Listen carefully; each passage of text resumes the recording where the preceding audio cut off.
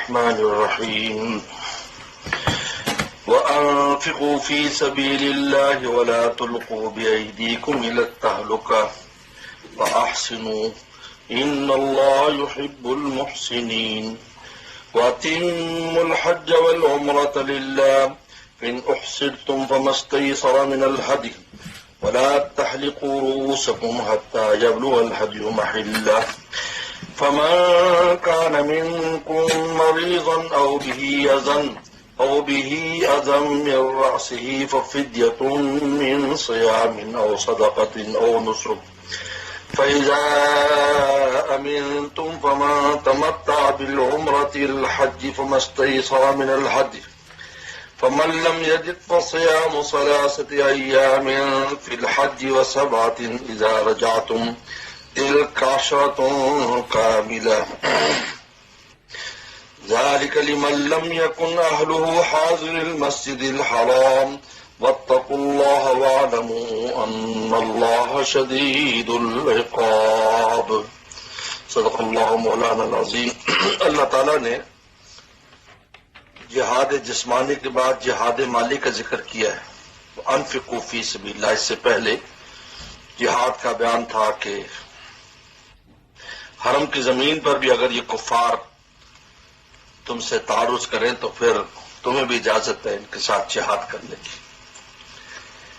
اس کے بعد انفقوا فی سبیل اللہ، اگر انسان اپنی جان کے ساتھ جہاد نہ کر سکے تو مال کے ساتھ کرے، اللہ کے راستے مال خرچ کرے۔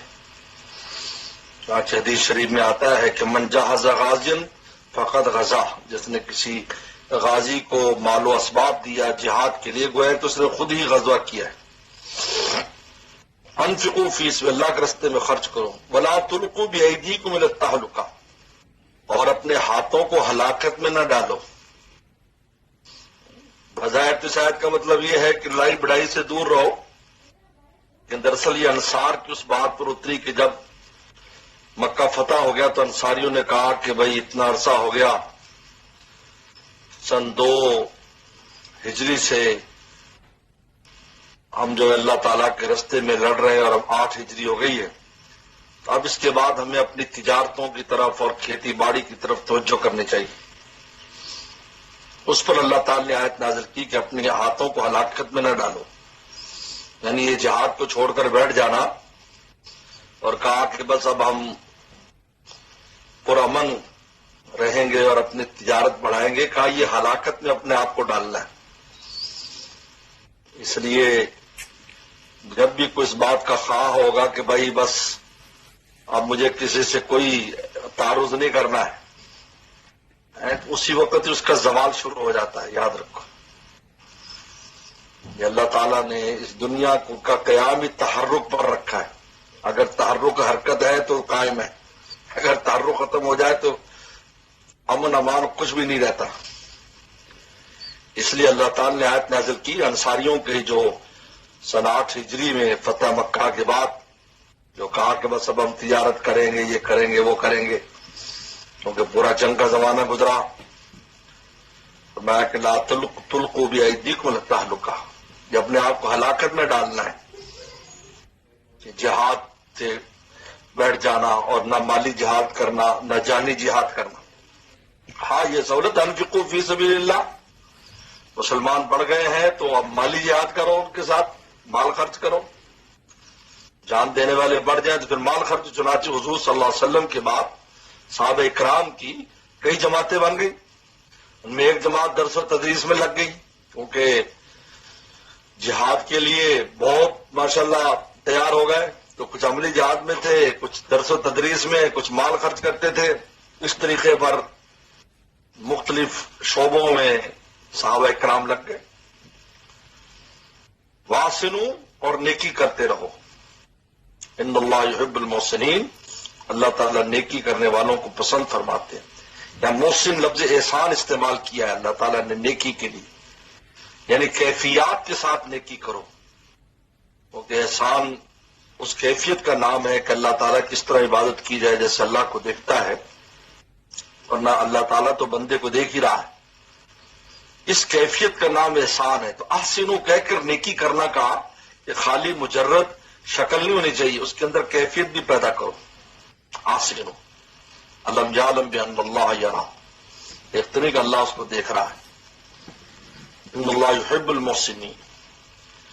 اب اس کے بعد اب حج کے احکام تفصیل سے بیان کر رہے ہیں، کیونکہ پہلے حج کا ذکر ہوا ہے، لیکن حج کے ذکر کے بعد درمیان میں اللہ تعالیٰ نے یہ بیان کر دیا کہ اگر حرم کی زمین میں اور حرمت کے زمانے میں یہ کفار مشرکین تم سے لڑنا شروع کرے تو تمہیں اجازت ہے، پھر نہ زمین کا خیال کرنا نہ زمانے کا خیال کرنا، ان کے ساتھ لڑو. والحرمات قصاص، جیسا وہ اکرام کرے تم بھی ویسا کرو.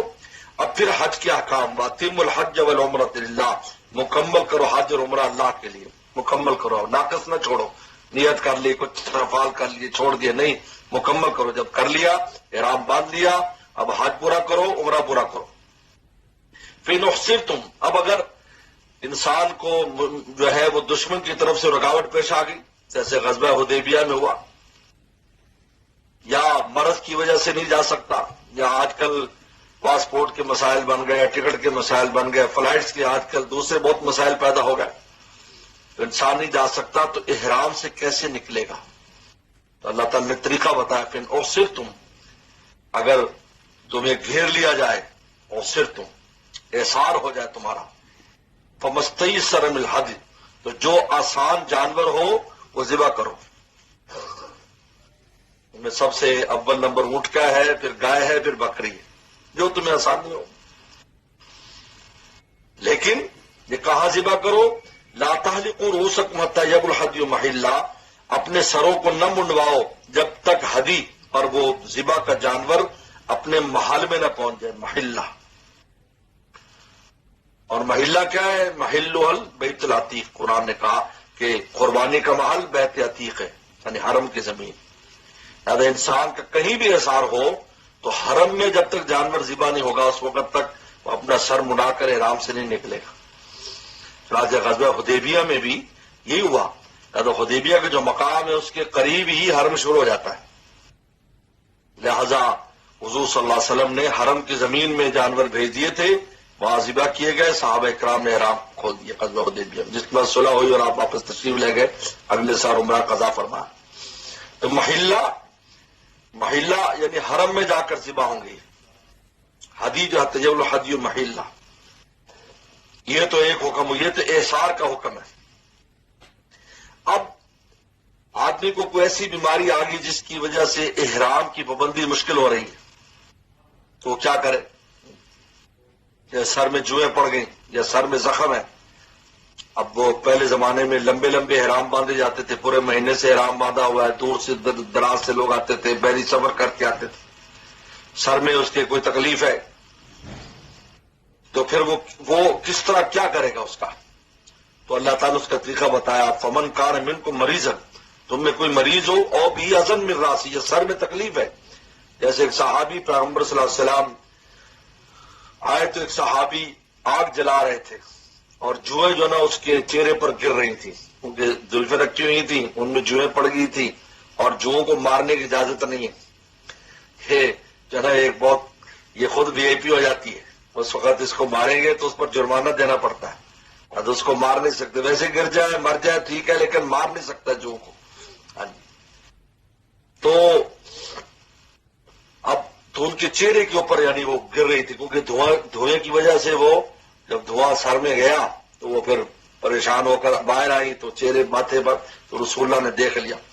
اور میں آیوزی کو حوام کا، اور میں کہ تیری یہ جوئیں تجھے تکلیف دے رہی، ان کا جی ہاں رسول اللہ بہت. تو پیغمبر صلی اللہ علیہ وسلم نے پھر ان سے کہا کہ تم اپنا سر مڑا لو اور یہ کرو، ففدیۃ من صیام، روزے رکھو 3 دن. فدیہ دو روزے کا 3 دن، اور صدقہ 3، یا صدقہ دو 10 مسکینوں کو 2 ٹائم کا کھانا کھلاؤ، اور نسک یا جانور ذبح، تینوں میں سے کوئی اختیار ہے. کوئی جانور ذبح کر دے سر مڑا کر، یا 10 مسکینوں کو 2 ٹائم کھانا کھلا دے، یا ہر مسکین کو ایک فطرانے کی مقدار رقم دے دے، اور 2 سیر گندم، اور من صیامن، یا 3 دن روزے رکھے.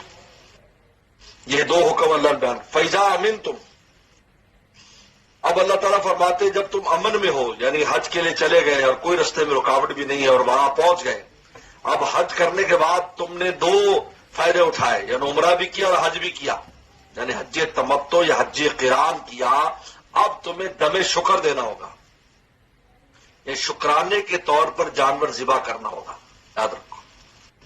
فرماتے فیضا امین تم، بس جب تم امن میں ہو، فمن تمتع بعمرۃ الحج، جس نے فائدہ اٹھایا عمرے کا حج کے ساتھ، یعنی عمرہ بھی کیا اور حج بھی کیا، فمستیسر من الحج، تو جو اس کو ہدی آسان ہو، قربانی آسان ہو کرے گا، وہ اونٹ کرے، گائے کرے یا بکرا کرے، بکرا تو ہے کم از کم۔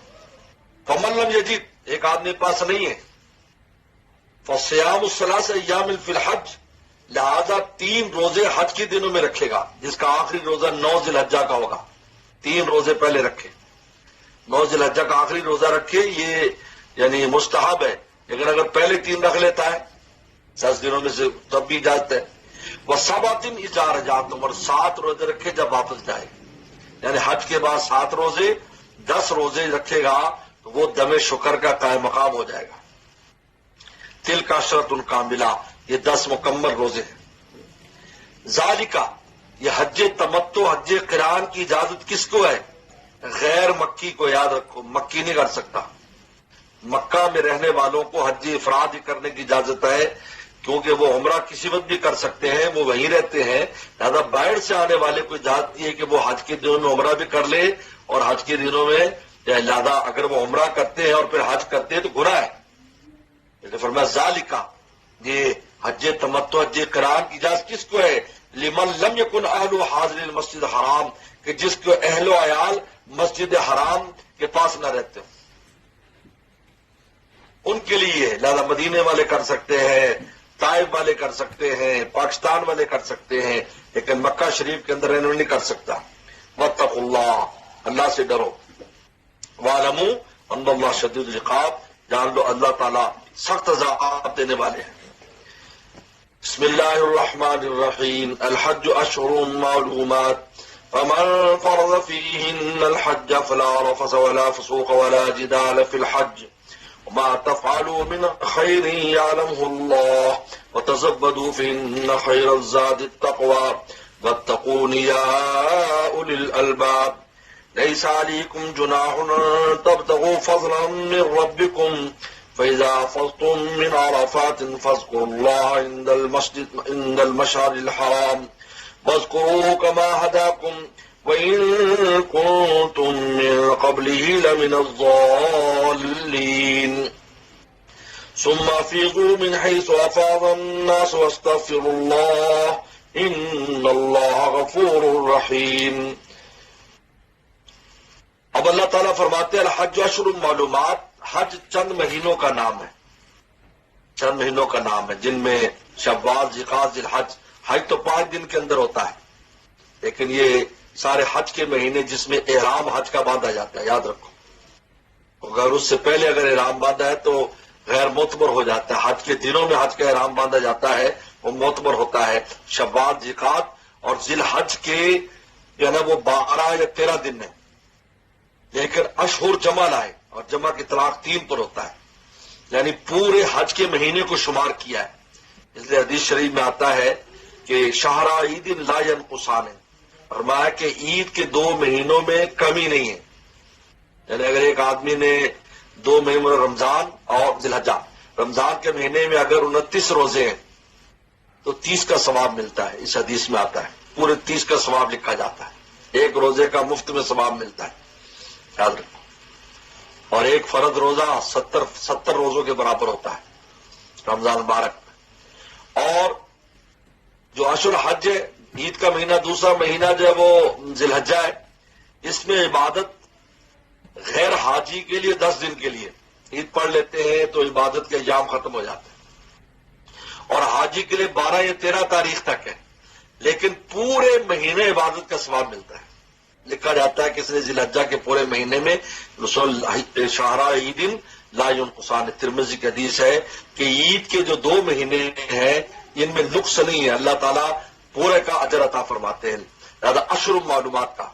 فمن فرض فیہن الحج، جو اس میں حج فرض کر لے، یا نیت کر لے، احرام باندھ لیا ولا رفسا، لا رفس یعنی اپنی بیوی کے ساتھ بھی کوئی بے حیائی کی بات نہ کرے، ولا فسوقا اور کوئی گناہ نہ کرے، ولا جدال فی الحج اور حج میں جھگڑا نہ کرے۔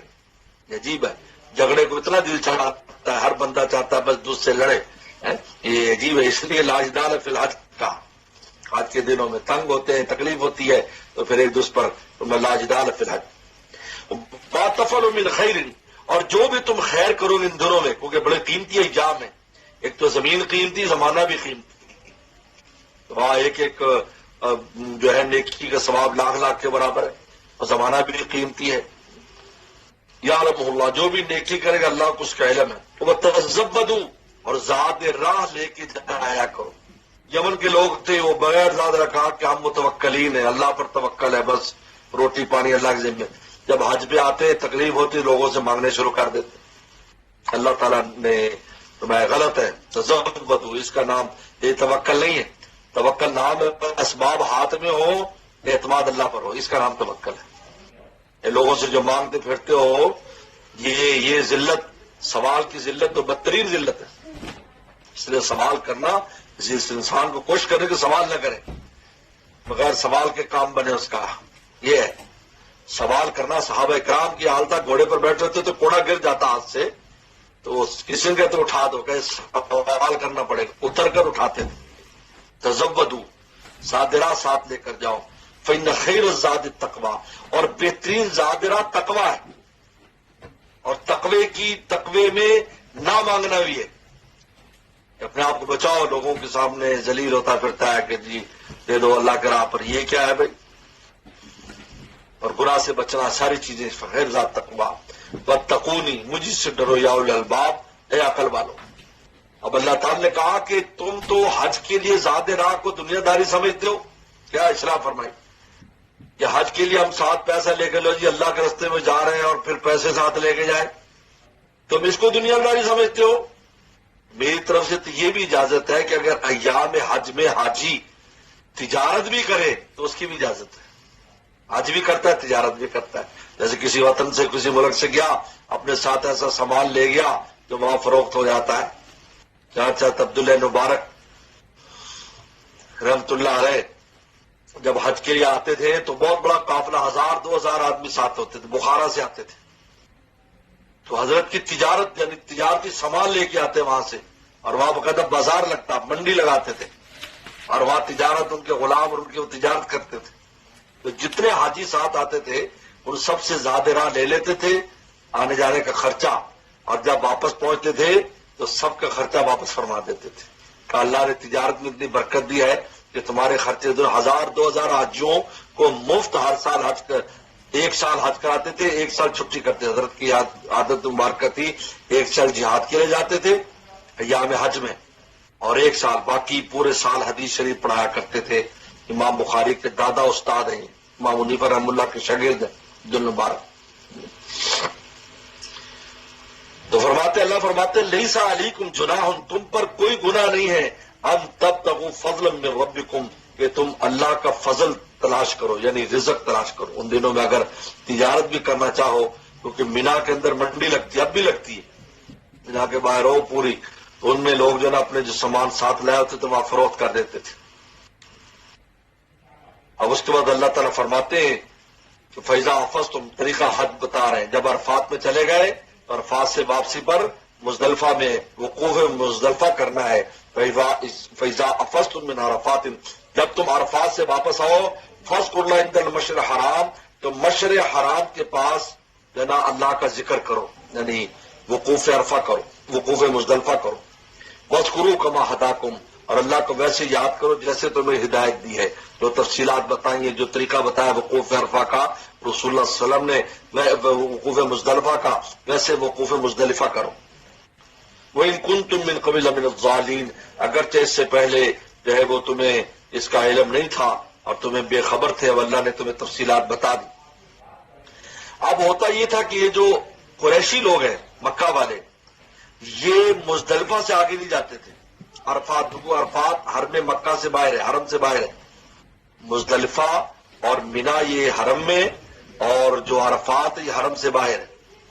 تو وہاں نہیں جاتے، کہتے نحنو قتین اللہ، ہم اللہ کے پڑوسی ہیں، ہم اللہ کا پڑوس چھوڑ کے نہیں جائیں گے، ہم حرم سے باہر نہیں نکلیں گے۔ چنانچہ ان کا حج یہ ہوتا تھا کہ وہ مزدلفہ جہاں پر جا کر رک جاتے، اور لوگ جو نا وہ جب 9 ذی الحجہ کو لوگ آگے عرفات میں چلے جاتے، یہ مزدلفہ میں رہتے، جب صبح کے رات کو واپس آتے تو پھر ان کے ساتھ مل کر جو نا وہ وقوف صبح کا کر کے، اور پھر یہ ان نے زمانہ جاہلیت میں طریقہ بتایا تھا۔ اللہ تعالی نے فرمایا کہ نہیں، حج تو ہے ہی اب وقوف عرفہ کرا، لہذا تمہیں اگر حج کرنا ہے تو تمہیں وہیں جانا ہوگا جہاں سے لوگ ہو کر آتے، یعنی عرفات۔ وقوف عرفہ کے بغیر حج نہیں ہوگا۔ فرمایا حدیث میں الحج العرفہ، فرمایا کہ ثم افیضوا من حیث افاض الناس، پھر آؤ وہاں سے جہاں سے لوگ آ رہے ہیں، جہاں سے سارے لوگ حج کرتے ہیں عرفات سے، اے مکہ والوں تم بھی وہیں سے حج کرو۔ یہ نہیں ہے کہ تم قتیل اللہ کہہ کر باہر نہ نکلو۔ واستغفر اللہ، اور استغفار کرو۔ یہ بڑی عجیب اہم بات بتائی، کہ کتنی بھی بڑی تم نیکی کر لو، بعد میں توبہ اور معافی مانگو۔ استغفر اللہ، جس طرح نماز کے بعد رسول اللہ صلی اللہ علیہ وسلم نے 3 بار استغفار فرماتے تھے، سلام پھیرتے استغفر اللہ استغفر اللہ استغفر اللہ۔ یہاں بھی حج جیسا عمل، معافی ہو گئی، عرفات میں معافی ہو گئی کہ یوم ولدتم، ویسے جیسے آج ماں کے پیٹ سے آیا ہے۔ فرمایا استغفر اللہ، استغفار کرو، کیونکہ بندے اللہ کی بات کا حق ادا نہیں کر سکتے، کمی بیشی ہزاروں ہمارے اندر ہے، لہٰذا جب معافی مانگ لو گے اللہ کمی بیشی معاف کر دیں گے، تمہارا عمل صاف ستھرا ہو جائے گا، عند اللہ قبول ہو جائے۔ استغفر اللہ، یہ ایک قانون بتا دیا، ہر نیکی کے بعد استغفار کریں، استغفر اللہ، اللہ میں بس جیسے کیسے ہو گئی آپ قبول فرمائیں۔ استغفر اللہ، ان اللہ غفور رحیم، بے شک اللہ تعالیٰ معاف کرنے والے، رحم والے، غفور الرحیم کا، یعنی غفور کیوں ہے؟ اس لیے کہ رحیم ہے۔ یہ غفور ہونے کی وجہ بیان کر دی کہ میری شان رحمت اصل میں چاہتی ہے کہ میں تمہیں معاف کر دوں، یہ غفور رحیم۔ اگر شان رحمت نہ ہوتی تو تمہاری معافی آسان نہیں تھی۔ غفور رحیم، اس لیے رحیم غفور کی وجہ ہے، ان اللہ غفور رحیم، بے شک اللہ تعالیٰ معاف کرنے والے، رحم والے۔ صدق اللہ مولانا العظیم۔